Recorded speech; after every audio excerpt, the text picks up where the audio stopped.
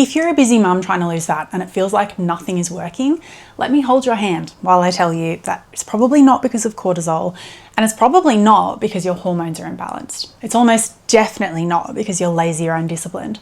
I bet you're actually doing a lot. Managing a household, trying to squeeze in your workouts, get enough protein and veggies, cut out dessert, be, good Monday to Friday, and yet you feel stuck. And you're probably exhausted, frustrated, maybe a bit annoyed at yourself, and possibly even a little bit embarrassed because you feel like you should know how to do this stuff. But here's the thing, most fat loss advice isn't designed with mums in mind, not the mums that I know at least. It kind of assumes that you have energy, like sleep, mental bandwidth, time, a flexible schedule, and the ability to go to the toilet, let alone eat lunch in peace. So in this video, I'm going to break down the most common mistakes that I see mums making when it comes to fat loss and what you can do differently if you want it to feel less confusing, less black and white, and more actually achievable in your day-to-day reality. I'm Ashley, a nutrition coach and mum, and I work with women to help them redefine what healthy looks like for this phase of their life with nutrition and fitness strategies that actually fit. I work closely with mums who are juggling work, kids, family meals, training, fatigue, and the mental load, and who often feel like they know what they should be doing, but just can't seem to make it stick. If you're thinking she's just described me, make sure you check out the description for the link to my rough week survival guide. It's a fallback plan for the weeks where you barely have time to shower, let alone plan, shop, prep meals for the week. It has shopping lists, an example meal plan, and recipes to help get you through the week using pantry and freezer staples. So check it out. The first mistake I see mums making when it comes to fat loss is putting their needs last. And this is often framed in the way of, put on your oxygen mask first so that you can support the people around you. And that's true, right? We know that usually if you are a happy, healthy mother, then that makes it easier for you to support your family. But it's not just about that. It's about you being a person in your own right who deserves to have interests and passions and to, look after yourself and feel supported by your family without necessarily sacrificing every part of you just to keep your family afloat. I know what it's like when you're a mother. The mental load is huge. There's a million things to do and think about, and you feel like you're solely responsible for keeping your whole family happy. And, there's a degree of that is true. Of course, it's natural to want to support your family.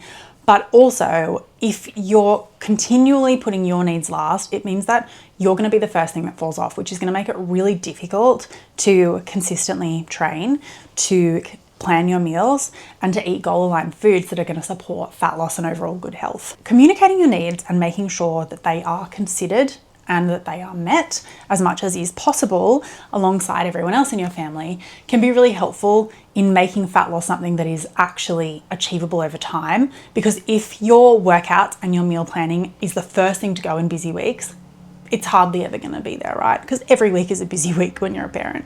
Mistake number 2 that I see mums making with fat loss is having tiny meals. So you might find yourself having lower carb or lower fat meals, maybe both. Often we see these in sad kind of like chicken breast and broccoli meals, minimal seasoning. And that is a recipe for disaster often, because if you're having small, unsatisfying meals, and I mean unsatisfying in terms of not having enough food volume to actually keep you full, not having enough fiber, not having enough protein, but also not having enough flavor and substance to make you feel satisfied, you're probably going to be looking for that elsewhere.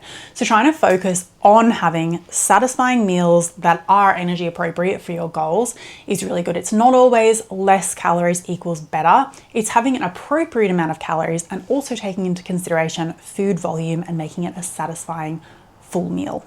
That actually leads really nicely into my third mistake that I see women making, which is unplanned snacking. So often when I get clients to make a meal plan when they're starting out, they'll have a really nice plan for breakfast, lunch, and dinner, but snack will be kind of just a bit of a question mark, right? And I think we often, when we consider our meals, we think snacks need less planning and less attention because we can just grab something quick, right? But if you're constantly having snacks that are not helping you to meet your goals in terms of protein and fiber and plants, then you might find that you're just continually reaching for more kind of nutrient sparse but energy dense snacks, which can, one, either just displace more nutrient dense, satisfying foods, but also put you in a position where you're just constantly reaching for more and you kind of have this snacking habit that's not really supporting your goals and potentially actually pushing you out of a calorie deficit, which is what we need to lose fat. So I suggest planning in your snacks, spending some time thinking about how they can actually support your goals. I like the approach of having kind of like a snack box, which has at least one or a couple of protein sources plus some fruit and or veg, so that you're getting like a really satisfying, nourishing snack that's still calorie appropriate. If you want more help planning your snacks, make sure you check out the link in my bio to our strategic snacking guide. Mistake number 4 that I see is not following an exercise plan. It kind of boggles my mind that people just show up at the gym and make up their workouts on the go. I have quite a lot of training experience on my belt and I wouldn't even necessarily want to do that just because of that mental load that it adds and the pressure that it adds in an environment which can already be quite overwhelming for a lot of people. So when you make sure that you have an exercise plan, one, it means you're more likely to actually execute it because you know how many sessions you have to do to kind of meet your goal. It means that when you get there, you're not feeling really overwhelmed and pressured making decisions on the fly. And it means that you can have progressive overload so that you're continually improving on your lifts, getting stronger, faster, whatever your goals may be. We want that to be happening, right? We want to see you making consistent progress, and having a plan to follow is going to make that feel and be a lot easier for you over time. Mistake number 5 is black and white thinking, or being really dichotomous. It's, you're on plan or you're off plan. You're being good or you're being bad. That kind of all or nothing approach. It's really problematic because while I think it's born from, perfectionism and wanting to do really well, what it actually creates is this situation where unless you are executing everything perfectly and meeting every target, you're off plan, right? So we know that being perfect isn't really compatible with this season of life, right? Like I know that, you know that, it's just not doable.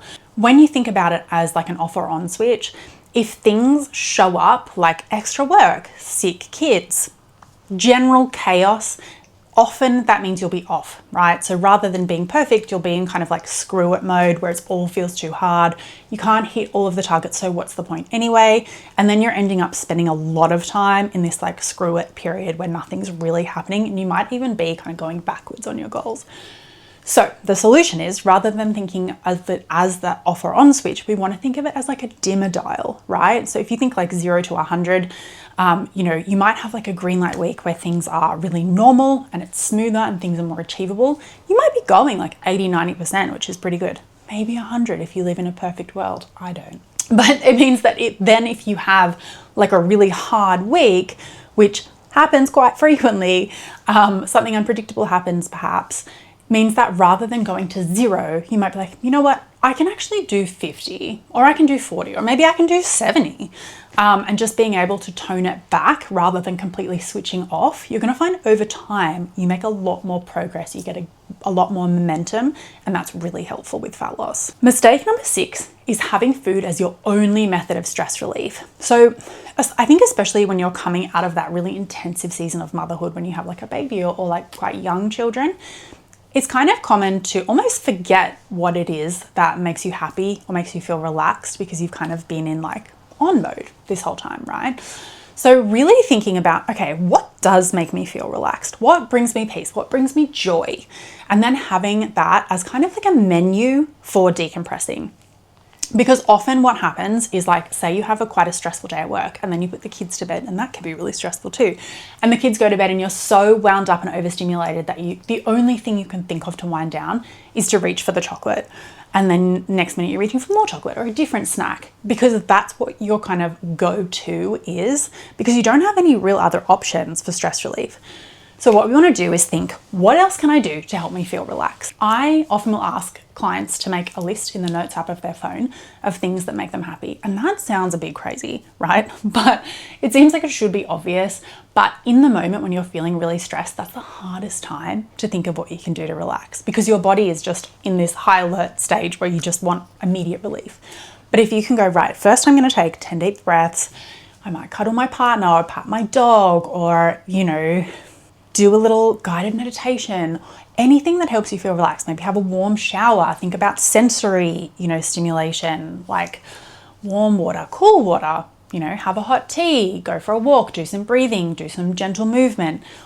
think about all the things that you can do to decompress, and gradually over time you want to just build up that kind of emotional regulation toolkit of things you can do when you feel really wound up, overstimulated, overwhelmed. The last mistake that I have is just not giving yourself a break. This season of life is so hard. There's a lot of pressure. You're doing a lot of things. People are asking a lot from you and you're required to give a lot, right? And that's hard. And so sometimes what can be really helpful is actually just being quite objective about all of the things that you have on at the moment, and then thinking, what kind of results would be realistic for someone going through these things? So say, for example, you're having an increased period at work where things are stressful, your kids might be going through a hard time, or maybe they're really active with extracurricular activities or going through a development leap or whatever the case may be. When you kind of acknowledge that as context for what is happening for you, it kind of makes it easier to be like, you know what, no wonder I didn't meet 100% of my targets, or I wasn't perfect this week, because that was never going to be achievable. That self-compassion makes it so much easier to be consistent over time, but it also makes the fat loss journey less horrible, because if you are just continually beating yourself up the whole time, that doesn't feel very good. And that's a very kind of diet culture way to go about things. We kind of want to move away from that and think about self-compassion. How can I offer myself the love that I give other people, the compassion that I give other people? So if your best friend was going through what you were going through, would you expect them to be able to, rapidly lose fat and completely focus on their diet and exercise? Probably not. You'd probably be pretty gentle and kind to them if they missed a workout or they overate one day. Practice that on yourself. To learn more about how I work with my clients on self-compassion and why it's so important for health goals, head on over to my Substack. I will pop the link in the description for this video. If you've enjoyed this video and want more useful advice on meal planning, prep, fat loss, recipe ideas, all of that, make sure that you're following me on Instagram. I will also put the link to that in the description. I hope you've enjoyed this video, and if you'd like to see more, make sure that you subscribe.